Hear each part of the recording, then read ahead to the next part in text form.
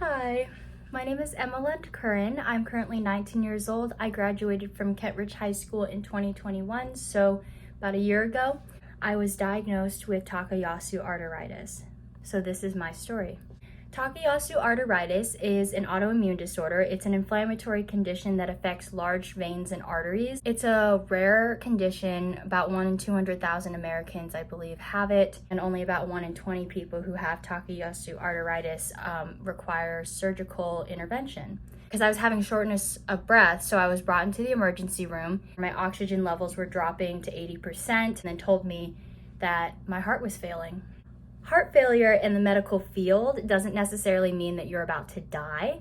It means that your heart is not pumping or working the way that it is supposed to, and so they have to classify all of those conditions under heart failure. So I was experiencing at the time heart failure. My heart was not able to pump properly, and so that affected all of the veins coming out from my heart, which impacts my entire body. So I was having digestive issues. I couldn't hold food down. Basically, that day, I spent the whole day in the ER, and then they wheeled me up to the cardiac floor, where I spent the next 31 days in the hospital. I had teams of doctors coming in and out. I had a rheumatology team, and I had a cardiac team that came in. I had a surgical team, and then I also had a few other teams come in. I remember the first day after being transferred to the cardiac floor, they came in and told me that this was something they were hoping could be fixed with medication, but that I was going to need open heart surgery, and that was the only route in order to fix my heart. I remember being horrified and shocked. I feel like it came across like I took it a lot easier because I didn't want to worry people. I didn't want a lot of people to know. And I think part of me was just in denial that everything was happening so fast. An auto-inflammatory condition marked with my heart failure caused problems because I needed to be on a bunch of steroids, which I'm currently still on to keep my inflammation down.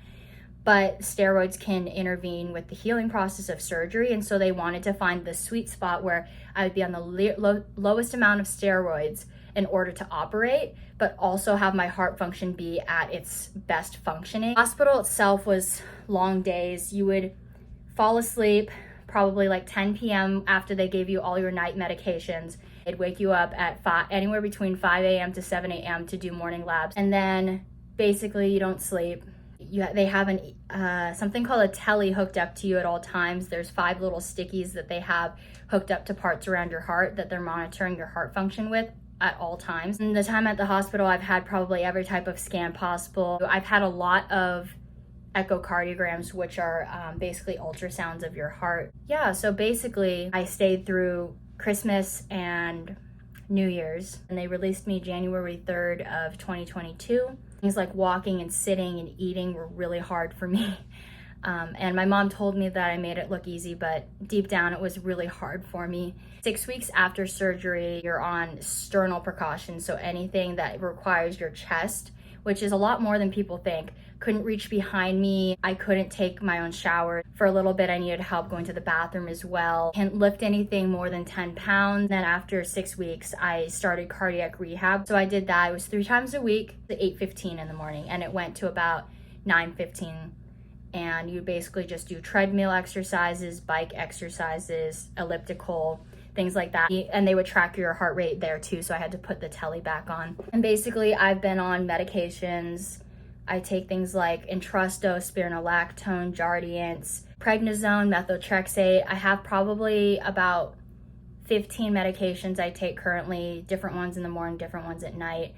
And then I go in for routine checkups with both of my main teams, my rheumatology team, my cardiac team. Right now, I went in again to check my heart function. My heart is actually not improving at any rate that they thought it would. And also, I am now scheduled in end of July for my second open heart surgery, where they are going to repair my valve completely and put in a prosthetic valve, which will put me on blood thinners for the rest of my life and hopefully take care of all the problems that weren't being fixed. It's been a long journey for me, and there's still so many things that could be said about having an anti-inflammatory condition and also being somebody so young with heart disease.